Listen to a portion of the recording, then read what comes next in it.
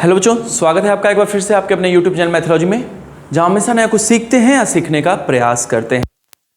अब तक हमने 2 चैप्टर पूरी तरह से कंप्लीट कर लिए हैं। हमने रियल नंबर पूरी तरह से कंप्लीट कर लिया और उस पे रिलेटेड क्वेश्चंस और एक्सरसाइज भी हमने कर लिया। और कौन कौन से क्वेश्चन CBSE ने अब तक मोस्टली पूछे हैं और जो हर साल पूछते हैं, उन क्वेश्चंस को भी हमने डिस्कस किया। उसके बाद हम लोगों ने सेकेंड चैप्टर भी पूरी तरह से कंप्लीट कर लिया, जिसको पॉलिनोमियल, जिसका पार्ट 1 क्लास 9th में आप ऑलरेडी पढ़ चुके थे। क्लास 2 में पार्ट 2 में क्लास 10th में पार्ट 2 पढ़ना था हमको, वो भी पार्ट हम लोगों ने पूरी तरह से कवर कर लिया है।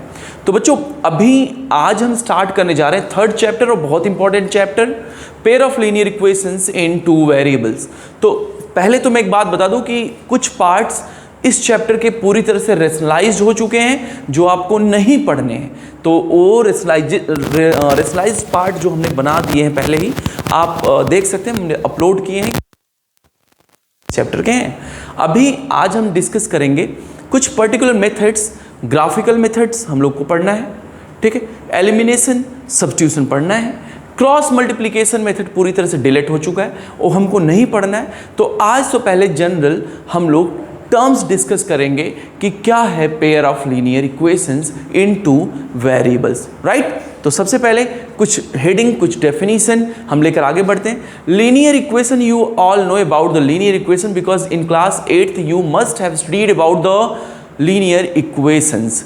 Linear equations means the equation having degree 1. Okay, equation means the expression, algebraic expression having 2 sides is said to be equation.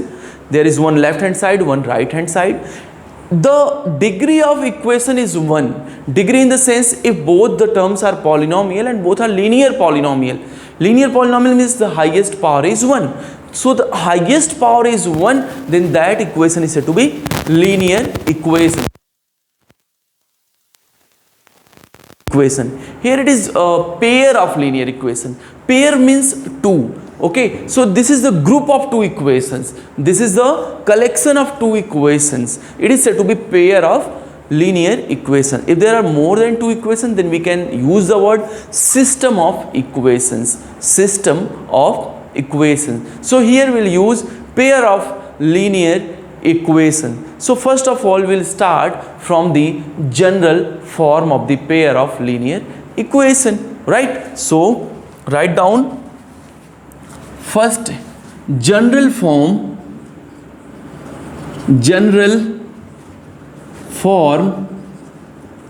of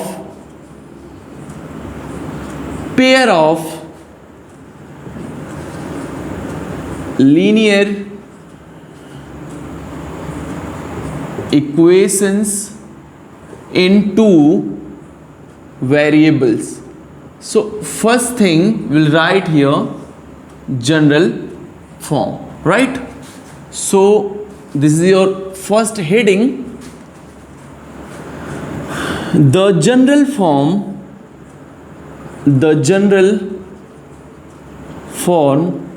of pair of linear equations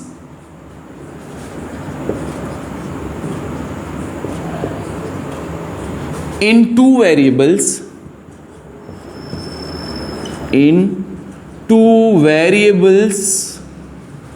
is a1x plus b1y plus c1 equal to 0, a2x plus b2y plus c2 equal to 0. This is the equation 1, this is the equation 2. So these are combinedly said to be pair of linear equations in 2.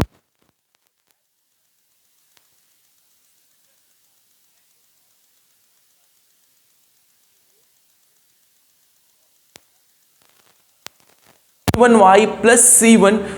General form of linear equation is ax, right, plus 2 variables, because this is the equation in 2 variable. Suppose the equation you have to write in 3 variable, then you will write a1x plus b equal to 0. In this manner you will write the equations, right? So it If there are two variables, so we'll take variable x and y. You can write m and n in the place of x and y.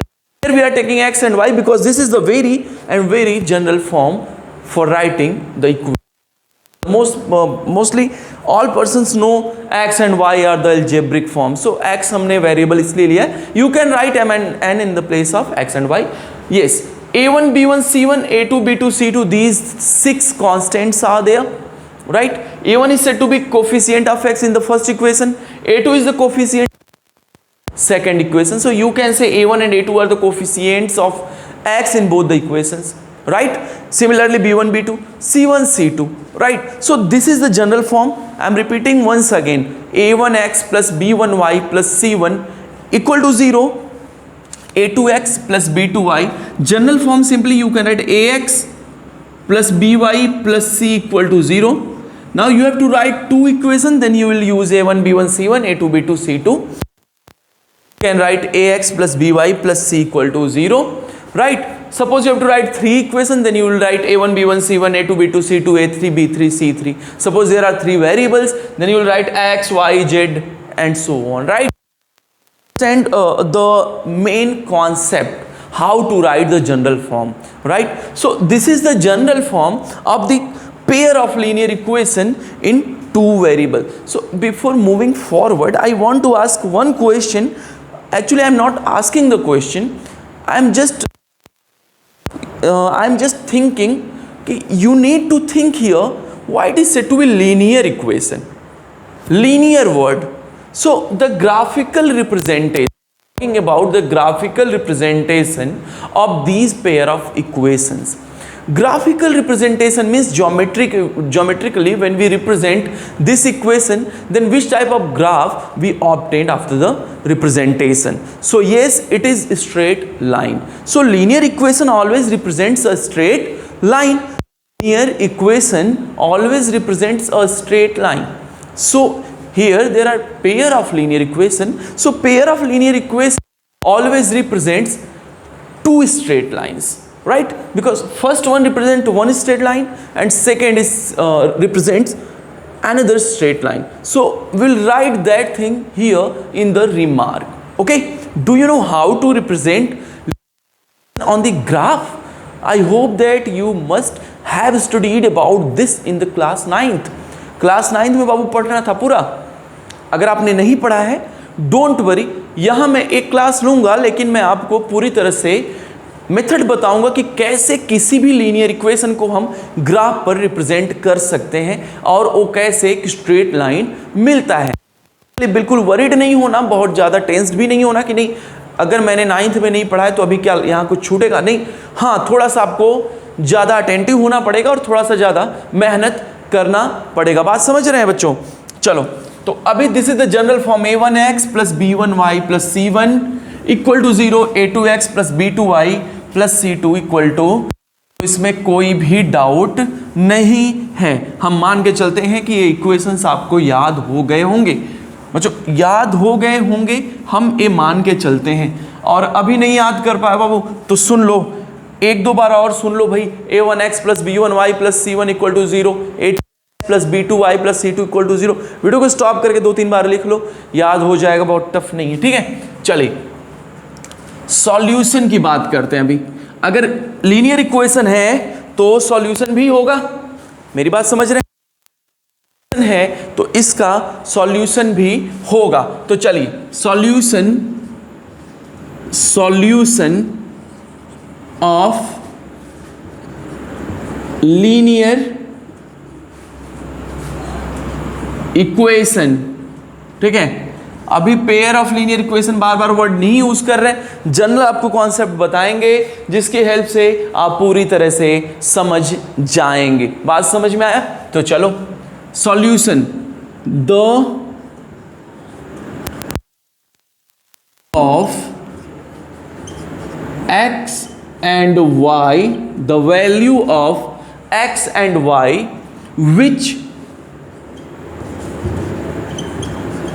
which satisfy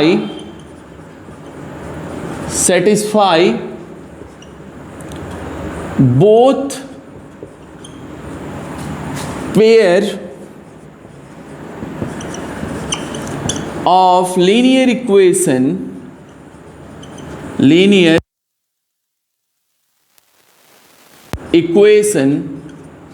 is said to be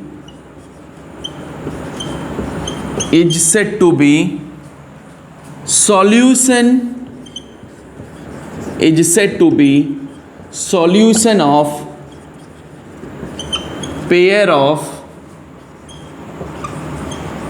linear equations। बात समझ में आ रही? क्या बोलेंगे भाई? The value of X and Y equation. मैं एक word use कर रहा हूं सेटिस्फाई। तो पहले सेटिस्फाई का मीनिंग क्या होता है? Satisfy means what? The value of X and Y for which left hand side is equal to right hand side. X और वाई की वो वैल्यू जिसके लिए LHS और RHS इक्वल हैं, that is said to be solution of the pair of linear equation. बात समझ में आई? ऐसी वैल्यू x की जिसको रखने पर in the place of x and y you will obtain LHS equal to RHS। अगर LHS की वैल्यू RHS के इक्वल मिल जा रही है, solution of pair of linear equation, there is no doubt in this definition. Understand? Means the value of x and y, this is general definition of linear solution of linear equation or solution of any equation. आपने इसको पहले भी पढ़ा होगा। x की ऐसी value जो LHS और RHS को सेटिस्फाई करे उसको क्या बोलते हैं भाई? That is said to be solution. That is said to be solution. अभी देखो एक क्वेश्चन मैं पूछता हूं आपसे। वेरिफिकेशन का क्वेश्चन आपने बहुत किया होगा। Verify that the given value of x is the solution of the given equation. Equation में भी क्वाड्रेटिक में भी लीनियर, प्रीवियस क्लास में आपने बहुत किया होगा। तो ऐसी x की वैल्यू जो LHS को RHS के इक्वल कर दे जब हम x की प्लेस पर रखें, that value is said to be solution. x और y की उस वैल्यू को क्या बोलते हैं? सॉल्यूशन बोलते हैं। क्या बोलते हैं? सॉल्यूशन बोलते हैं। ये तो देखो भाई मैथमेटिकल मैंने सॉल्यूशन का डेफिनेशन बताया, ठीक। This is the mathematical definition of solution. अगर हम ज्योमेट्रिकली बात करें, मीन्स ग्राफ के बेस पे बात करें, तो linear equation always represents a straight line. Linear equation straight line. अब बताओ इस इक्वेशन पे जितने पॉइंट हैं वो सब क्या होंगे? इसके एक सॉल्यूशन होंगे। क्या होंगे भाई? एक सॉल्यूशन होंगे कि नहीं? अगर कोई भी स्ट्रेट लाइन है तो उस पे जितने भी पॉइंट्स आएंगे सबके सब उसके एक सॉल्यूशन होंगे। सारे पॉइंट्स क्या होंगे? एक सॉल्यूशन होंगे सर। बात मान के चलो, क्योंकि वो सभी उस लीनियर इक्वेशन को सेटिस्फाई करेंगे। तो अब एक बात सोचो बाबू, अगर सिर्फ एक लीनियर इक्वेशन दिया गया, पेयर नहीं है, एक लीनियर इक्वेशन है, वो भी 2 वेरिएबल का। कितने वेरिएबल का इक्वेशन है? 2 वेरिएबल का। तो उसके कितने सॉल्यूशन हो जाएंगे जी? कितने सॉल्यूशन होंगे? सॉल्यूशन होंगे तो एक लाइन पे कितने पॉइंट्स होते हैं? इनफाइनाइट मेनी पॉइंट्स होते हैं। तो if there is a particular single linear pair, single linear equation in 2 variable, then there are infinite many solution for that equation. उस इक्वेशन के लिए कितने सॉल्यूशन होंगे? इनफाइनाइट मेनी सॉल्यूशन होंगे। बात समझ में आ रही है? चलो अभी मैं पूछता हूं पेयर ऑफ लीनियर इक्वेशन। तो अभी पेयर हो गया तो क्या होगा? तो अब पेयर अगर हो गया तो कुछ केसेस यहां स्टडी करने पड़ेंगे। कुछ केसेस आपको स्टडी करने पड़ेंगे, क्योंकि अगर 2 लाइन दिया गया है तो उसके कितने केसेस होंगे वो भी हम आपको बताएंगे, ठीक है। तो चलिए एक रिमार्क लिखिए और फिर आगे बढ़ जाते हैं। बात समझ रहे हो बाबू? देखो जो बताया जा रहा है ना वो बिल्कुल ही सॉलिड बताया जा रहा है। अगर समझ में नहीं समझ में आया कमेंट में लिख दो, ठीक है। देखो भाई पढ़ना आपको है और मुझे पढ़ाना है। मैं बिल्कुल ठान के बैठा हूं, नहीं आपको समझा के ही रहूंगा। तो आप कमेंट में लिखो, देखो फिर मैं कैसे समझाऊंगा। तो जरूर देखो, जब तक आप नहीं समझोगे ना मेरे पढ़ाने का कोई, क्योंकि मैं ये ध्येय बना के आया हूं, नहीं मैं पढ़ाऊंगा इजी लैंग्वेज में तो पढ़ा के रहूंगा। मैथ्स अगर पढ़ा रहा हूं तो समझ में जब तक नहीं आएगा तब तक पढ़ाऊंगा, लेकिन पढ़ाऊंगा जरूर, ठीक है। मैं बिल्कुल इजी लैंग्वेज इसलिए यूज करता हूं कि मेरा बच्चा जब कहीं बैठे, एग्जामिनेशन में हो, क्लासरूम में हो, तो इतना अच्छा रिफ्लेक्ट करे कि खुद ब खुद उससे सब पूछे भाई तुम्हें मैथ्स किसने पढ़ाया। या फिर देखो मैं आपको बस पढ़ा रहा हूं, पढ़ा मत, ठीक है। मैं मान के चलता हूँ 10th के बच्चे हो, मेरे बच्चे हो, सब सब बहुत समझदार हो, ठीक है। तो एक बात तो पूरी तरह से मैं श्योर हूँ, आपके पास इंटेलिजेंस की कमी नहीं है, you are most intelligent person, लेकिन अब उसको बस ट्रैक पे लाना है, ठीक है। और वो ट्रैक पे आएगा कैसे? कठिन परिश्रम से, कंटिन्यूअस वर्किंग से, हार्ड वर्किंग से, हमेशा लगातार सतत प्रयास से आएगा, ठीक है। ये नहीं कि 2 दिन पढ़ाई किया, 3 दिन विश्राम किया, आराम किया, ठीक है, ठीक है, तब समाधान नहीं निकलेगा। आपको सतत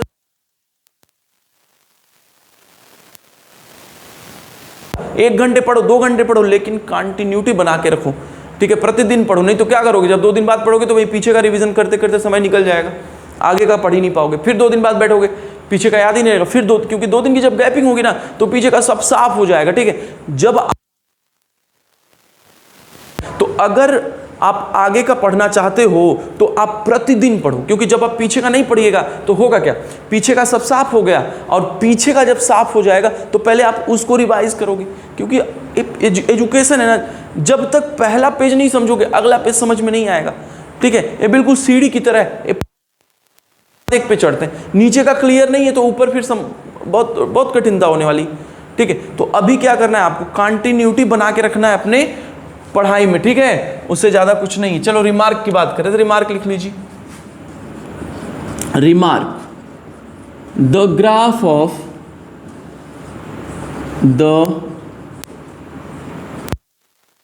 of linear equation is a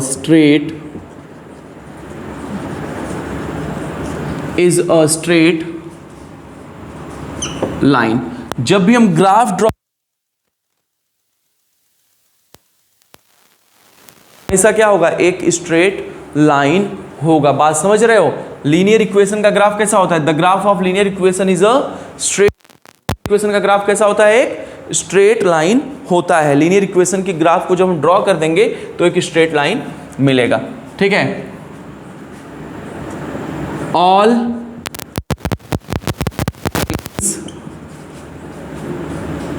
lie on a straight line,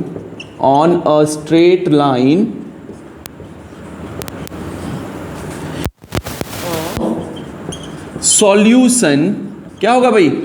solution that linear equation, किसका? जिसका वो ग्राफ इक्वेशन, बात समझ में आ रही है, ठीक है। जिस लीनियर इक्वेशन का ग्राफ आपने स्ट्रेट लाइन बनाया है उसका सॉल्यूशन कितना होगा?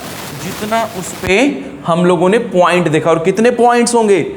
Infinite many points. तो एक लाइन के लिए कितने सॉल्यूशन हो जाएंगे? Infinite many solution. अगर एक से ज्यादा है तब क्या होगा? तो चलिए अब कुछ केसेस को स्टडी करते हैं, ठीक है। चलिए मैं इसको इरेज कर रहा हूं। अब बात समझ में आया? ग्राफ होगा एक स्ट्रेट लाइन, और स्ट्रेट लाइन पे जितने पॉइंट होंगे सबके सब क्या हो जाएंगे? एक सॉल्यूशन हो जाएंगे। चलो अब एक बात मुझे बताओ, देखो ये दोनों क्या है? एक स्ट्रेट लाइन है, ये दोनों क्या है? स्ट्रेट लाइन है। अभी ये पैरेलल है, क्या भाई? पैरेलल। ये दोनों क्या है? स्ट्रेट लाइन, क्योंकि सेम प्लेन में है दोनों। ये क्या है भाई? इंटरसेक्टिंग है। कैसे लाइन है? इंटरसेक्टिंग है। चलो एक लाइन देखो, एक ए लाइन है और इसी के ऊपर दूसरी लाइन है। दोनों लाइन क्या है? ओवरलैपिंग है। क्या है? ओवरलैपिंग। ओवरलैपिंग को एक वर्ड यूज करो, कोइंसिडेंट। क्या बोलेंगे इसको? कोइंसिडेंट। चलिए अब यहाँ पर बात आगे बढ़ाते हैं। तो यही 3 केसेस आपको पढ़ने हैं, parallel lines, intersecting lines, coincident. और 3 पढ़ने हैं कि नहीं? बात यहाँ है कि इससे ज़्यादा तीसरा कोई कंडीशन हो ही नहीं सकता। सोचो तुम, अगर 2 लाइन आपको पकड़ा दिए जाए एक ही प्लेन में और कहा जाए नहीं ड्रॉ करो, कैसे कैसे कर सकते हो जी? एक तो ये तरीका होगा जब वो इंटरसेक्ट ना करे, पैरेलल हो। लाइन समझ रहे हो ना? लाइन इनफाइनाइट लेंथ का होता है, उसकी कोई एंडिंग पॉइंट नहीं। ये नहीं कहना सर यहाँ तो एंड हो गया ना, एंड नहीं है भाई, ये बढ़ता जा रहा है। तो पहला तो पैरेलल होगा, means never intersect to each other. दूसरा है कि जो एक जगह इंटरसेक्ट कर रहा है, देख रहे हो। थर्ड एक केस हो सकता है कि ओवरलैपिंग हो, एक दूसरे को ओवरलैप करें, इंटरसेक्टिंग कोइंसिडेंट हो। बात समझ? इसके अलावा 3 के अलावा कोई चौथा केस होगा क्या? नहीं होगा। चलो बहुत अच्छा, बात समझ रहे हो? एक तो होगा पैरेलल, दूसरा होगा इंटरसेक्टिंग। ज्योमेट्री समझो, ए लाइन पैरेलल हो सकते हैं, पहला तो ये हो सकता है, दूसरा एक दूसरे को इंटरसेक्ट करते, तीसरा कोइंसिडेंट हो सकते हैं, ओवरलैप कर सकते हैं। इसके अलावा फोर्थ कोई भी केस या कंडीशन नहीं होगा, बिल्कुल भी नहीं होगा। बात समझ में आ रही? तो चलिए, अगर पैरेलल लाइन हो गया तो क्या ऐसा कोई सॉल्यूशन, देखो इसके पास कितने सॉल्यूशन होंगे? अगर लाइन 1 की बात की जाए L1 और इसको L2 मान लो, तो L1 के पास कितने सॉल्यूशन होंगे? सर इस पे इनफाइनाइट पॉइंट्स है, तो कितने सॉल्यूशन होंगे? इनफाइनाइट। L2 के पास कितने सॉल्यूशन होंगे? इनफाइनाइट। लेकिन जब हम पेयर ऑफ लीनियर इक्वेशन की बात करते हैं, तो अब एक बात मुझे बताओ, जब पेयर ऑफ लीनियर इक्वेशन की बात की जाएगी तो ऐसे सॉल्यूशन के बारे में बात किया जाएगा जो दोनों का सॉल्यूशन हो। The solution which one is common for the both pair of linear equation में सही हुआ, दोनों का कॉमन सॉल्यूशन हो। बात समझ रहे हैं? तो जब कॉमन सॉल्यूशन लेना है आपको, कॉमन सॉल्यूशन आपको लेना है तो कॉमन पॉइंट होना चाहिए। एक बात मुझे बताओ, इसका और इसका कोई पॉइंट ऐसा है जो दोनों को सेटिस्फाई करे, दोनों का कॉमन सॉल्यूशन हो? ऐसा पॉसिबल है क्या? ध्यान से देखो, पैरेलल लाइन है, इस पे जो पॉइंट होगा इस पे होगा क्या? ऐसा कोई एक पॉइंट भी होगा जो दोनों में हो? नहीं, नहीं होगा। तो अगर ऐसा केस है, पैरेलल है लाइंस, तो इस केस में एक भी सॉल्यूशन नहीं होगा। बात समझ रहे हो बाबू? एक भी सॉल्यूशन नहीं होगा। समझ में आई बात? अगर लाइंस पैरेलल हैं तो उसका कोई भी सॉल्यूशन नहीं होगा, यहां पर सॉल्यूशन नहीं है। बात समझे? दूसरा, जब लाइन इंटरसेक्ट किया तो सिर्फ एक पॉइंट पे किया, तो यहां पर कितने सॉल्यूशन होंगे? सिर्फ एक सॉल्यूशन होगा। इंटरसेक्टिंग लाइन है तो कितने सॉल्यूशन होंगे? सिर्फ एक सॉल्यूशन होंगे। थर्ड देखो, कोइंसिडेंट या ओवरलैपिंग लाइन अगर एक दूसरे के ऊपर ऐसे पास कर रहा है, ऐसे बिल्कुल एक दूसरे के ऊपर से जा रहा है, तो जब एक दूसरे के ऊपर से जा रहा है तो कितने पॉइंट्स कॉमन होंगे? सारे पॉइंट्स कॉमन होंगे, तो कितने सॉल्यूशन हो जाएंगे? इनफाइनाइट मेनी सॉल्यूशन होंगे। कितने सॉल्यूशन होंगे? Infinite many solution. तो पहले केस में हो गया नो सॉल्यूशन। सॉल्यूशन कितना है? No solution. चलो दूसरा क्या हो जाएगा? One solution. वन सॉल्यूशन को क्या बोलेंगे भाई? Unique solution. क्या बोलेंगे? Unique solution. ठीक है, यहां पर infinite many solution, infinite many solution. चलो अब एक बात मुझे बताओ, नो सॉल्यूशन जो होता है इस केस में सॉल्यूशन तो नहीं हुआ, इसमें एक सॉल्यूशन, इसमें इनफाइनाइट मेनी सॉल्यूशन। सॉल्यूशन कितने में हुआ? इस इंटरसेक्टिंग में और कोइंसिडेंट में। तो एक बात मुझे सोच के बताओ बाबू, इन दोनों में सॉल्यूशन है और इन दोनों में सॉल्यूशन नहीं है। तो अब एक बात सुनो, ऐसा सिस्टम ऑफ इक्वेशन, ऐसा पेयर ऑफ लीनियर इक्वेशन जिसके पास सॉल्यूशन हो, जिसके पास सॉल्यूशन हो, that pair is said to be consistent. उसको क्या बोलते हैं भाई? कंसिस्टेंट बोलते हैं। That system is said to be consistent. तो बताओ कितने में सॉल्यूशन है? इसमें है और इसमें, तो ये दोनों कंसिस्टेंट है। क्या है? दोनों दोनों कंसिस्टेंट है, लेकिन यहां सॉल्यूशन नहीं है, इसका मतलब ए इनकंसिस्टेंट हुआ। क्या हुआ भाई? इनकंसिस्टेंट हुआ, इसमें सॉल्यूशन नहीं है। बात समझ में आई? तो अब हम लोग यहां कंडीशन लिखने जा रहे हैं, कंडीशन फॉर सॉल्वेबिलिटी। क्या कंडीशन है जिससे हम सॉल्व कर सकते हैं इक्वेशन को? ठीक है, और कब हम चेक करेंगे कि क्या कंजिस्ट है, इनकंजिस्टेंट है, क्या सॉल्यूशन एग्जिस्ट करेगा या सॉल्यूशन एग्जिस्ट नहीं करेगा। ठीक है, तो चलो पहले लिखते हैं कंडीशन फॉर सॉल्वेबिलिटी। बताओ किस कंडीशन में सॉल्यूशन नहीं होगा भाई? जब लाइन क्या हो जाएंगे? पैरेलल। लाइन अगर पैरेलल है तो सॉल्यूशन नहीं होगा। ठीक है, बात समझ में आ रही? लिखने की जरूरत नहीं है, पहले समझो। पैरेलल लाइन है, नो सॉल्यूशन। ठीक है, एक बार मुझे चेक करने दो क्या स्क्रीन विजिबल है कि नहीं, मुझे एक बार देखने दो। हाँ बिल्कुल सही, स्क्रीन विजिबल है बाबू। चलो तो पहले लिखिए हेडिंग कंडीशन, कंडीशन फॉर सॉल्वेबिलिटी। चलो क्या है सॉल्व करने का कंडीशन? तो फर्स्ट यहां 1 by 1 लिखेंगे। व्हेन पेयर ऑफ, इसको नहीं लिखते, रुक जाओ जी, और इजी वे में करते हैं। ठीक है, लिखो let the pair of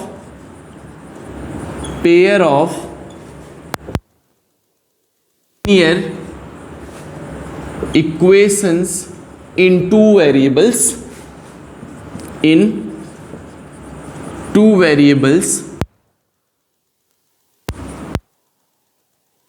is a1x plus b1y plus c1 equal to, दूसरा इक्वेशन बताओ, a2x plus b2y plus C2 equal to 0, equation 1 equation 2। बात ये तो जनरल फॉर्म सब या कि नहीं भाई, a1x plus b1y plus c1 equal to 0, a2x plus b2y plus c2 equal to 0, these are two linear equations.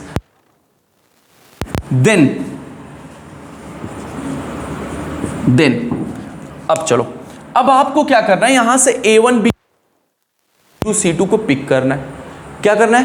Pick करना है। देन के बाद अब पॉइंट लिखिएगा। चलिए अब यहां से आपका स्टार्ट होता है। वहां से कर दिया कि बहुत ज्यादा लेंथी नहीं करना है, चीजों को बेहतर तरीके से समझना है बाबू, ठीक है। बात की जाए तो बुक्स में देखिएगा बहुत लंबे चौड़े डिटेल्स में सब लिखे गए, ठीक है, लेकिन मेन कॉन्सेप्ट है समझना। मेन समझना, आप समझ गए तो फिर सारी बुक्स की लिखी बातें आपके काम की है, तो सब व्यर्थ है, समझ लो, ठीक है। हाँ, जब तक नहीं समझ में आ रहा है किताब रखो, कोई फायदा नहीं उसका, ठीक है, वो सब कचरा है। आप सबके लिए नहीं जी, किताबें अच्छी होती हैं, सबके लिए नहीं, आपकी समझ पे। व्हेन लाइंस आर पैरेलल तो क्या हो जाएगा, a1 अपॉन a2, देखो ध्यान से, equal to b1 upon b2 but not to c1 upon c2। देखो यहां पर a1 अपॉन a2 तो b1 अपॉन होगा, लेकिन c1 अपॉन c2 के इक्वल नहीं होगा। a1 upon a2 equal to b1 upon b2 not equal to c1 upon c2। और a1 b1 कहां से आ रहे हैं? General form, b1y plus c1 equal to 0, a2x plus b2y plus c2 equal to 0, these two linear equations. So a1 b1 वहां से आप note करें, c1 a2 b2 c2। आपको ये चेक करना है कि लाइन, देखो एक कंडीशन फॉलो होगा, ये वाइसी वर्सा, अगर ऐसा हुआ तो पैरेलल होगा, और पैरेलल है तो they no solution, no solution हो, आप सॉल्व करते रह जाइएगा, आपको कोई भी सॉल्यूशन नहीं मिलेगा, कोई सॉल्यूशन आप ढूंढ नहीं पाओगे पूरी जिंदगी तब भी, ठीक है। बात समझ में आई? व्हेन लाइंस इंटरसेक्टिंग, अगर लाइंस क्या कर गए, इंटरसेक्ट कर गए, इंटरसेक्टिंग, देन क्या हो जाएगा, a1 upon a2 equal to upon b2, a1 upon equal to b1 upon b2। ये जो a1 upon a2 b1 upon b2 के इक्वल होगा ही नहीं, पहले ही होगा ही नहीं, दोनों इक्वल नहीं हो जाए। अगर ये दोनों इक्वल नहीं, आपको c1 अपॉन c2 चेक करने की जरूरत ही नहीं है। If a1 upon a2 is not equal to b, it means there is a lines are intersecting and there is solution. Solution कैसा होगा? Unique solution. कैसा हो जाएगा बाबू? सॉल्यूशन यूनिक होगा, सिर्फ ओनली वन सॉल्यूशन, एक सॉल्यूशन होगा। यहाँ पे कितने सॉल्यूशन होंगे? और सिर्फ एक सॉल्यूशन होगा, उससे ज्यादा सॉल्यूशन नहीं होगा। तो पहले याद करो, देखो कुछ बुक्स में पहले इसको लिखते हैं, बाद में इसको हम भी पढ़ा, किसी को पहले बता देते हैं, किसी को बाद में बता देते हैं, ठीक है। a1 upon a2 equal to b1 upon b2 हुआ, लेकिन c1 अपॉन c2 के इक्वल नहीं है, it means lines are parallel. a1 upon a2 upon b2 पहले कि क्या हुआ, यूनिक, ठीक है। चलो तीसरा देखो भाई, ठीक है। थर्ड देखिए भाई, याद करने का तरीका भी बताएंगे, चिंता। थर्ड देखो, लाइंस आर इंसिडेंट, तब क्या जाएगा, a1 upon two b1 upon b2 equal to upon c2, तीनों इक्वल हो गया बेटा। तो क्या बोले कि लाइंस कोइंसिडेंट है, और कितने सॉल्यूशन होंगे, इनफाइनाइट मेनी सॉल्यूशन। कितने सॉल्यूशन होंगे, इनफाइनाइट मेनी सॉल्यूशन। चलो अब मुझे बताओ कि यूनिक सॉल्यूशन किसमें होता है भाई, जब लाइंस क्या हो, इंटरसेक्टिंग हो। लाइंस अगर इंटरसेक्ट कर गया ऐसे तो बोलेंगे कितने सॉल्यूशन, यूनिक सॉल्यूशन। पैरेलल है, नो सॉल्यूशन। ओवर कंडीशन याद करना, कैसे बिना ग्राफ ड्रॉ किए सकते हैं कि पैरेलल है इंसिडेंट है कि नहीं, इंटरसेक्टिंग है कि नहीं। अब यहां पर एक टेबल बनाते हैं और फिर करते हैं, ठीक है। चलिए टेबल यहां लिखेंगे नेचर, यहां लिखेंगे, ठीक है। इनकंसिस्टेंट आप खुद से बताएंगे मुझे, फिर से लिखवाऊंगा, बात नहीं। चलो पहले देखो इंटरसेक्टिंग, देखो इंटरसेक्टिंग, अगर इंटरसेक्टिंग क्या होगा भाई, A1 A2 not equal to B1 B2, कितने सॉल्यूशन होंगे, यूनिक सॉल्यूशन होगा, यूनिक सॉल्यूशन। आप वाइस वर्सा भी देख चेक कर सकते, two is not equal to B1 upon B2 means solution कैसा हुआ, यहां से यहां जा सकते हैं, यहां से यहां आ सकते हैं, ठीक है। Coincident, incident equal to B1 upon B2, तीनों इक्वल होंगे, सॉल्यूशन होंगे इनफाइनाइट,